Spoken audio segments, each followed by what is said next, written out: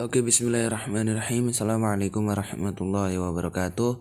Perkenalkan, kami dari kelompok 5 akan membahas tema berjudul hukum perceraian yang beranggotakan saya, Ulindra Raja Mujono, dan teman saya Meliana Eka Puji Lestari. Oke, lanjut saja ke slide selanjutnya. Pengertian perceraian adalah berakhirnya perkawinan yang telah dibina oleh pasangan suami istri yang disebabkan oleh beberapa hal seperti kematian dan putusan pengadilan.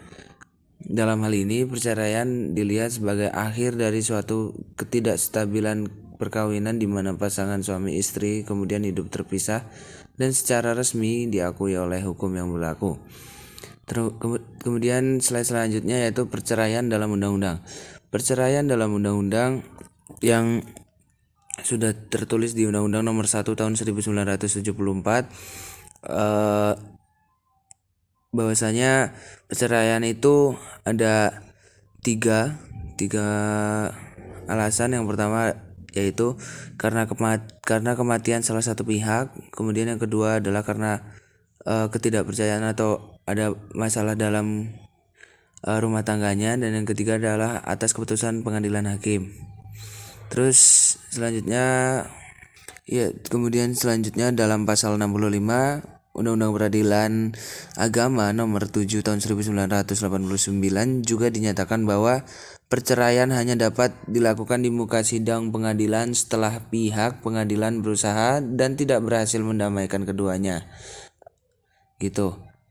Itu isinya ya. Terus selanjutnya di pasal 41 Undang-Undang Nomor 1 Tahun 1974 termasuk pemeliharaan, perawatan serta pendidikan bagi anak-anaknya.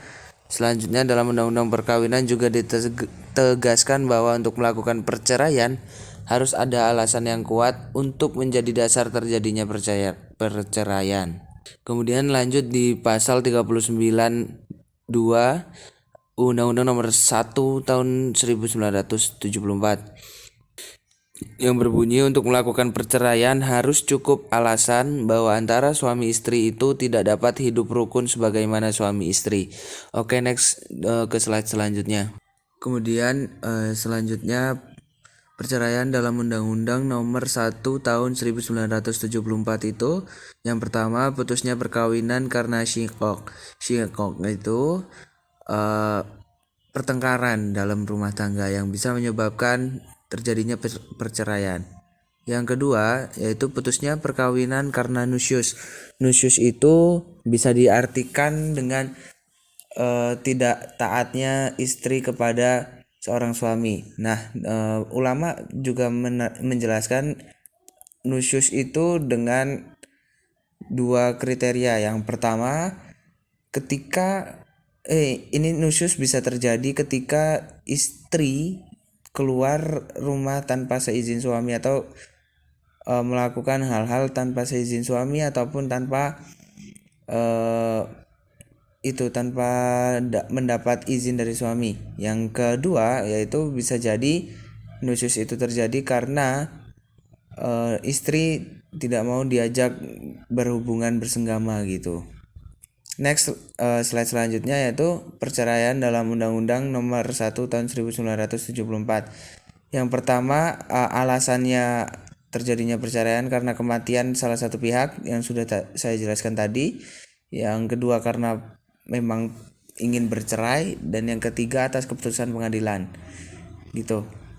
Yang next selanjutnya syarat sahnya talak yang berkaitan dengan suami yaitu harus berakal balik atas kemauan sendiri atau tidak dipaksa. Yang berkenaan dengan istri masih dalam perlindungan kekuatan suami.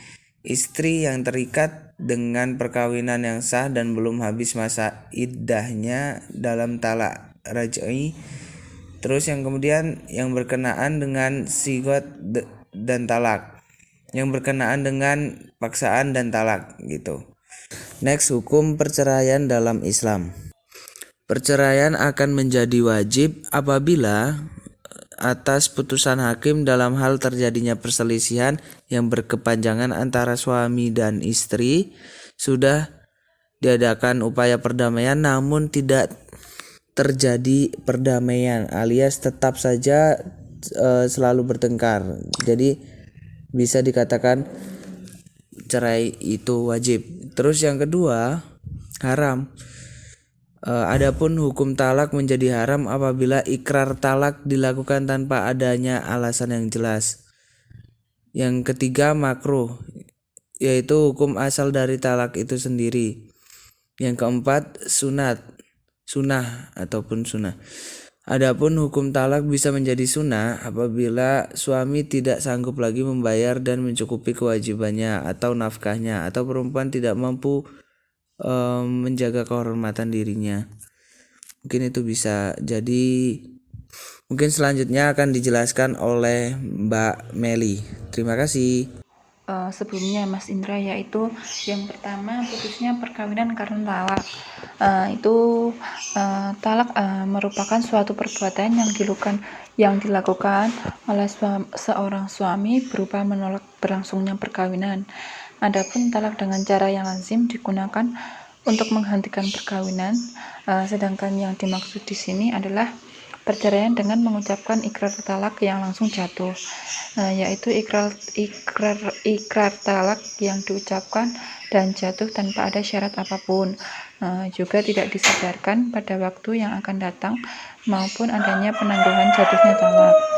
Nah, di sini berdasarkan sigatnya itu talak dibagi dua, yaitu talak sarih dan talak kinayah.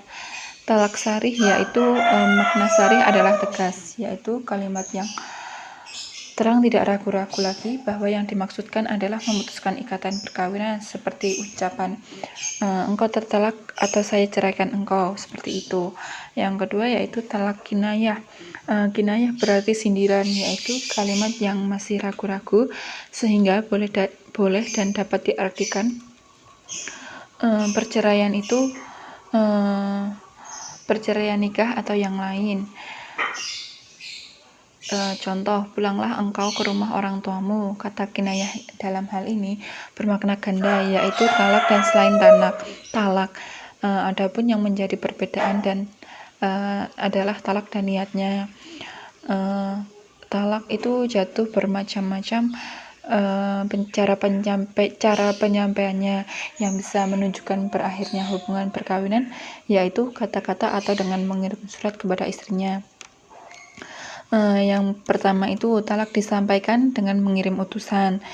Apabila talak jatuh dengan syarih dan kinayah dan dapat pula jatuh dengan tulisan dan isyarat, maka talak juga dapat dengan mengirim utusan yang dikirim suaminya untuk menyampaikan kepada istrinya. Yang B itu talak menggunakan isyarat.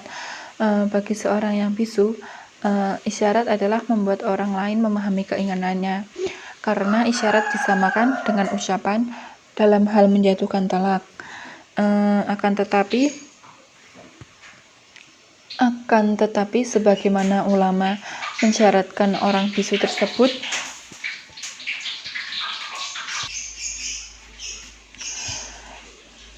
selanjutnya di sini akan tetapi kan sebagian ulama mensyaratkan orang bisu tersebut tidak dapat membaca tulisan, maka talaknya tidak cukup hanya dengan isyarat, karena tulisan lebih jelas menggunakan maksud, kecuali karena terpaksa atau memang tidak dapat menulis. Yang C itu yang selanjutnya ini di sini talak melalui tulisan, yaitu talak yang disampaikan melalui tulisan atau surat dapat dianggap jatuh talaknya meskipun suami yang menjatuhkan talaknya dapat berbicara dan dapat mengucapkan ikrar talak dengan syarat tulisannya, dapat dibaca dengan dalam lembaran kertas atau kertas tertentu dan ditunjukkan kepada istrinya.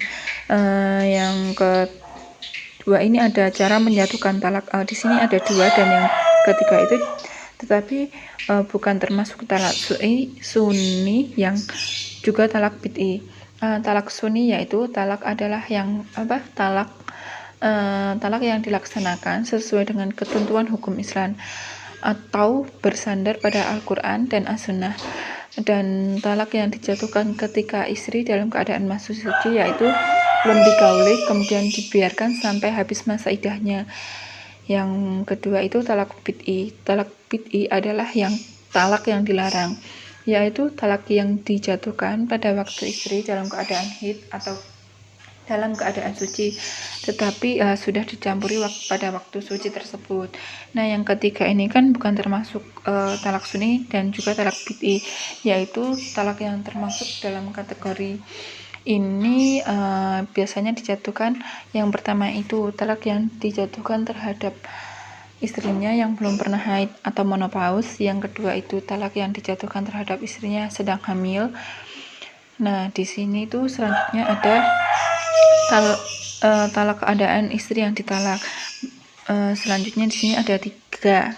Ya, ini juga hampir sama ya, sama yang sebelumnya itu. Ada 3. Yang pertama itu talak raj'i.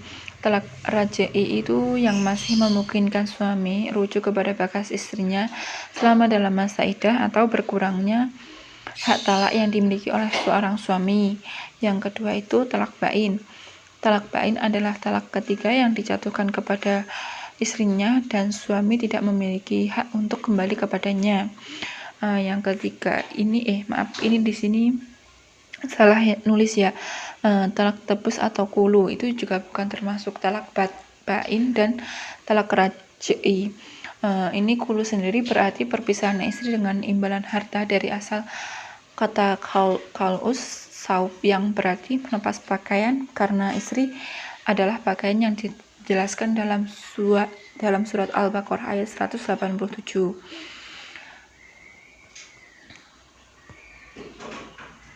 Nah, ini putusnya perkawinan karena fasah ya. Fasah itu secara bahasa berarti mencabut atau membatalkan, yang di dalamnya mengandung pengertian bahwa falsafah ini memperlihatkan kewenangan qadli atau hakim pengadilan agama. Nah, untuk membatalkan suatu perkawinan atas permintaan pihak istri, jadi fasah adalah perceraian dengan keputusan hakim atas permintaan dari pihak istri, seperti itu. Nah, ini yang diajukan oleh istri untuk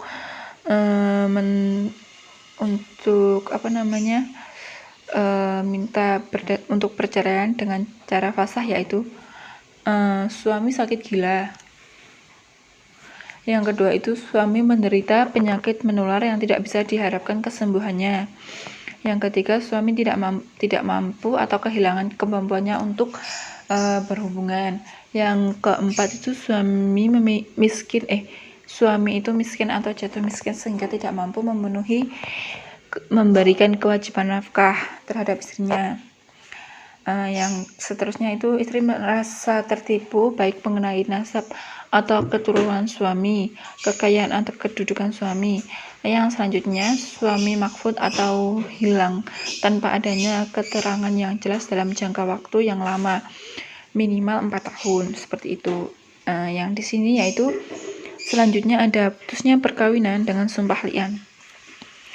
Putusnya perkawinan dengan sumpah li'an dapat terjadi karena adanya tuduhan dari suami kepada istrinya melakukan perbuatan zina, atau suami mengingkari anaknya dalam kandungan atau yang sudah lahir dari istrinya.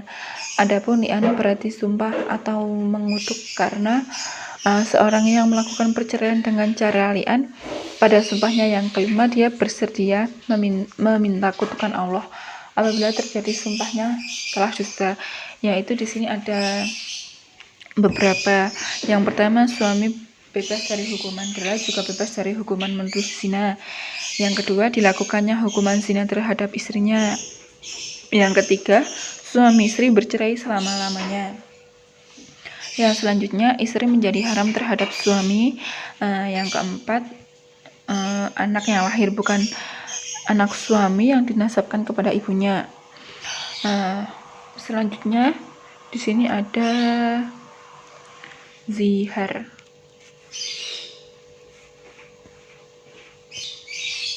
Yang dimaksud dengan zihar yaitu seorang laki-laki menyerupakan istrinya dengan ibunya, sehingga istrinya itu menjadi haram untuknya.